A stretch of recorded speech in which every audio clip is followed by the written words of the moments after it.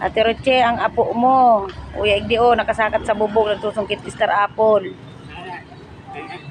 Saka, aki di Kuya Buboy si Kalbo. Ito nakasarakat sa bubong. Ate, Jocelyn, uya si aki mo, pagka mo nagkakuryente dyan, Ayan, Ate Roche.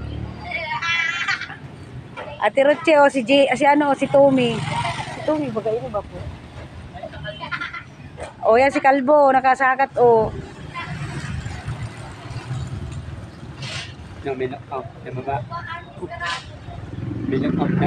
Pagka mo dyan nagkakuryente, ang rayo kang nindo, Ayan, yaong kami sa may karwas, sa may dating Garden View.